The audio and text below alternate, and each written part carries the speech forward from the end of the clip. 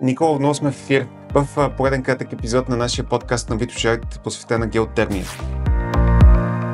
Някой бях гледал една реклама с много доволна котка, която вървеше по пода на един апартамент. Те беше газифициран апартамент, беше рекламна газ, не беше в Щатите това нещо. Котките и домашните любимци също толкова комфортно ли биха се чувствали с геотермия? Геотермията е източник на енергията и това, което доставя енергията в съответното жилище. Това, което е важно, за да се чувства едно жилище комфортно, е как е изградена вътрешната инсталация. Съответно, в този проект нещата са реализирани решени с подово отопление и конвектори, което доставя максимален комфорт на потребителите или на хората, които живеят в тези жилища, така че да не се притесняват от средата, която искат да постигнат. Като отопление и като охлаждане. Говорим за геотермията като за нещо желано, за нещо нужно общо взето, но подозирам, че изграждането идва на висока, на цена някаква. Заслужава ли си инвестицията? В случая инвестицията поема инвеститора и я вкарва в своята сметка за инвестиционната си цел, нали, за да реализира този проект. Това не се плаща от крайния потребител, съответно от инвеститора. Тоест хората, клиентите на Витош Арт няма нужда да се тревожат за това, че геотермията е скъпа или че, нали, общо за разходите по изграждането. Ами, инвеститора, дали ще реализира аеротермия или геотермия, разликата в инвестицията, която той е направил от порядъка на квадратен метър, от порядъка на 60-70 евро, която той е доплатил допълнително, за да има най-висок стандарт и комфорт, съответно като ефективност всичките жилища в този проект. Значи често се случва така, че дори хубави климатици те топлят. Те топлят много хубаво, когато навънка е топло времето. И когато времето стане студено, те изведнъж престават да топлят, макар че опитват. Това не може да се случи с геотермията, нали? Не е точно обратното. Геотермията доставя своята мощност, независимо от външното време. Не създава шум в междублоковите пространства, няма външни тела, всички тела са вътре и с много по-ниски шумови характеристики, защото нямат вентилатори, нямат нищо. Просто изглежда като един хладилник. Добре, Никола, вие казвате, всичко, което чувам да казвате, ми се струва, че геотермията е нещо много хубаво и желано. Защо тогава не всеки жилищен комплекс има геотермия? Първо, защото рубувам още на стари представи за отоплението и климатизацията. Второ, защото в България в момента сме само 2 фирми, които предлагат тази услуга. Тя е специализирана услуга и не всеки, който днеска реши да се занимава с геотермия, може да го реализира, докато всеки, който е решил днеска да се занимава с климатици, отива купува 3 инструмента и почва да предлага на българския пазар съответно това решение на монтажа. Тоест, ако правилно си представям положението на нещата, това, че Витош Арт разполага с подобна геотермална система за отопление, прави в известна степен комплекса специален, нали? Да, прави го по-устойчив по 2 направления. Едното е повишаване на цената на електроенергията и въобще на цената като консумация за апартамента ще бъде по-ефективна, многократно спрямо околните проекти.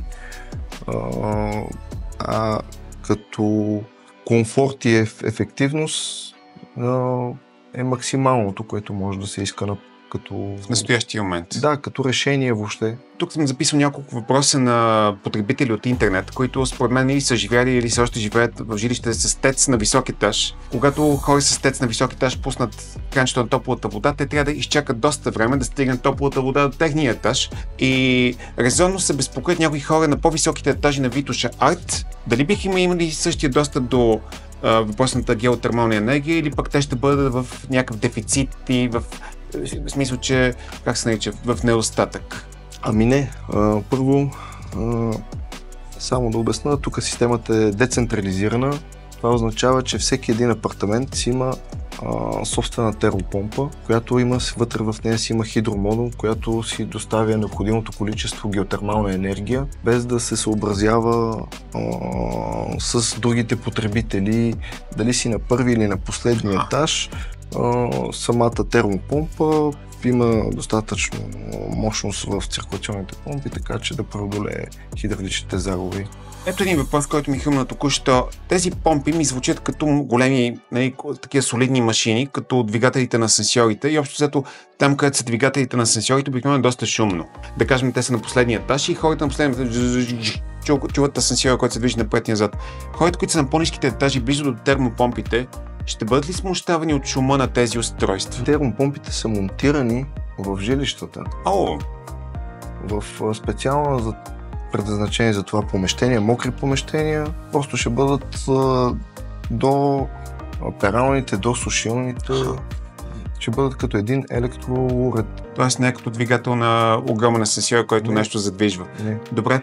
Всъщност в тях и са вградени бойлерите, които доставят от топлата вода. В смисъл, всеки сам си определя каква да е температурата на бойлера, кога да си го консумира, но този бойлер бива затоплен от термопомпата, която всъщност получава енергия от геотермията. Климатиците и доколкото ми е известно, повечето по-сериозни прибори имат нужда от време на време от профилактика. Това отнася ли се същото, валидно ли е за геотермията? Има профилактика, тя е минимална, свързана както при климатиците, и тук има почистване на филтри на вътрешната инсталация. Те се почистват еднократно в годината и след това общо взето няма кой знае какво специфично обслужване от един климатик или от една термопомпа, каквато и да била тя. Значи, Никола, представям си, като тази въпрос не е част от сценария за днешния ни разговор, просто си представям, че хората, които имат подобна система в своя дом, те биха могли да се чувстват горди, нали така, в известна степен? Горди, аз бих бил. Горди не, но спокойни, че получават най-доброто, което в момента въобще се предлага на пазара. Ще забравят в момента, в който си купат жилището, ще забравят въобще, че има такъв уред и ще им е спокойно, че ще получат най-ефективното, което в момента може да се достави на пазара. Проблемът на тази система обикновено е, че трябва да влезне в проектно ниво. Не може да бъде направена постфактум. Да, разбирам, не може да се изгради в последствие, защото трябва да мине под основите на сградата. Да, в основите на сградата има много неща, които трябва да се съобразят предварително и трябва да бъде още на проектно ниво решено този въпрос, да не се правят допълнителни, защото не се е случвало понякога, влизаме на ниво изкуп в проекта и е свързано с решаване на редица проблеми, които оскъпяват проекти и не е необходимо. Да. Тъй като става въпрос за един комплекс от 7 индивидуални големи сгради, всяка от тях има своята геотермия и изкуп, сондаж. Когато този проект бъде завършен и вие го предадете в ръцете на клиентите, какво е усещането, когато завършите един такъв голям проект? Усещането е, че сме направили нещо, което ще дава стойност не в следващите 2-3 години, ами в следващите 100 години ще дава стойност на своите потребители. Вие се опитвате да го изкарате корпоративно, но моят въпрос чисто човешки. Доволен ли сте? Щастлив ли сте, че това нещо е приключило и че работата е свършена с качество? Щастливи сме от това, че го реализираме в такъв мащаб. Щастливи сме в това, че вече получава своята гласност геотермията.